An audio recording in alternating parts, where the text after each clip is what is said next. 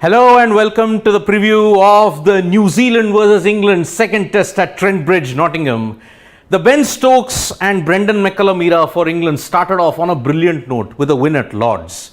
England were fighting the odds, but it was a Joe Root masterclass that ensured England broke a 5-year jinx. Remember, they had not won a test against New Zealand for 5 years.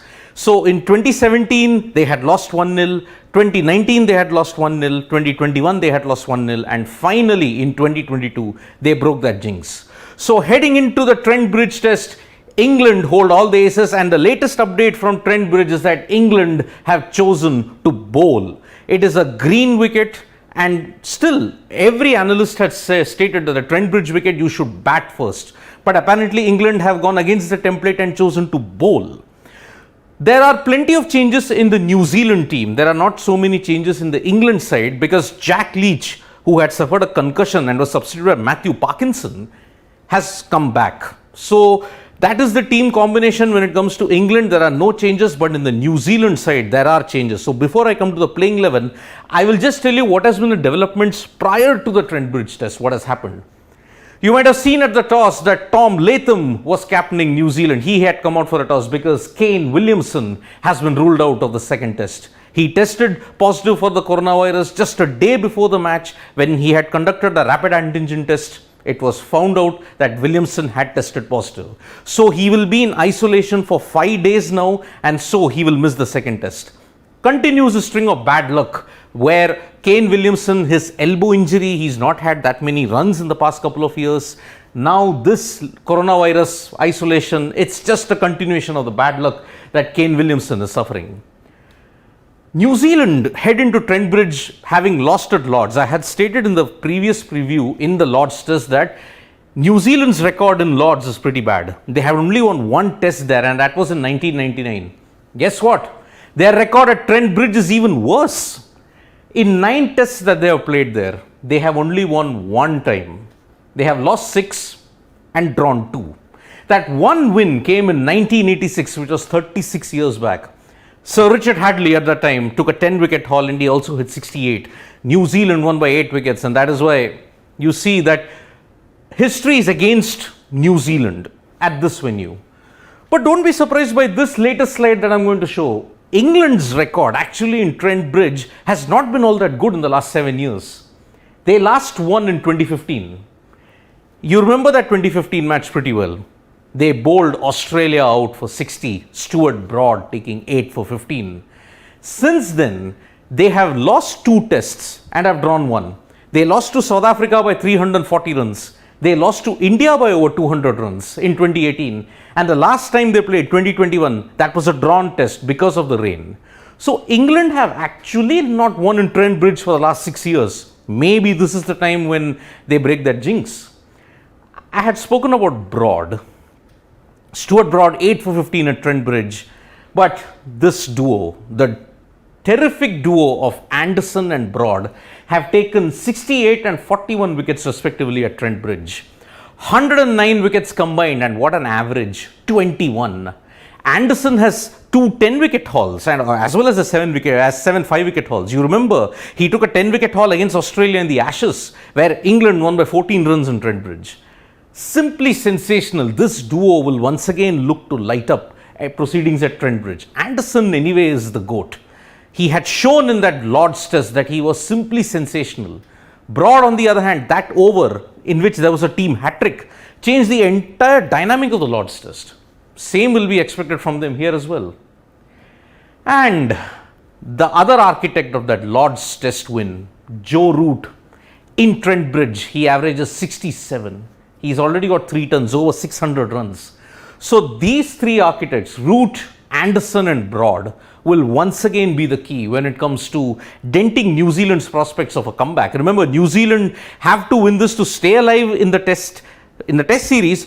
Mathematically though, both sides, England and New Zealand, are all but out of reckoning for the World Test Championship cycle final, because New Zealand did not make use of their home advantage that they had against South Africa and Bangladesh. England, on the other hand, this was just their second win in the World Test Championship cycle.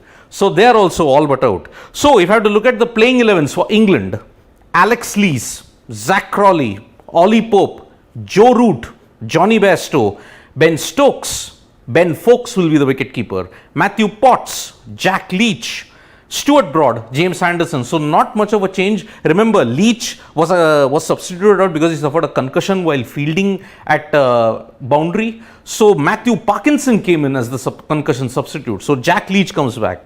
Now for the New Zealand team. Well, unfortunately, there have been plenty of changes. One forced change, Kane Williamson out because he tested positive for the coronavirus. So Tom Latham will captain, Will Young, Devon Conway, and in Williamson's place, Henry Nicholls comes in. Henry Nicholls was very unlucky to miss out on the Lord's Test because he's got a superb record in Test match cricket. Daryl Mitchell, Tom Blundell, Michael Bracewell. Michael Bracewell is the cousin of Doug Bracewell, who you would remember, he took 6 wickets against Australia and Hobart and gave them their only win in that 26-year period in Australia. So Michael Bracewell is a pacer, Kyle Jamieson, Tim Southee, and in place of Ajaz Patel, there is Matt Henry. So you've got 4 pacers, Kyle Jamieson, Tim Southee, Matt Henry, Trent Boult. There is still no place for Neil Wagner. One wonders what needs to happen because Neil Wagner is an out-and-out pacer and he'll just bowl the hard lengths every single time. One wonders why Neil Wagner does not get that much of a chance. Now about Michael Bracewell. Well, Michael Bracewell is a right-arm off-break bowler, but he's a left-handed bat who does well with the bat occasionally. So Michael Bracewell, another Bracewell into the New Zealand cricketing circle after John Bracewell, Doug Bracewell, and now Michael. So the Bracewell family doing very well in New Zealand cricket.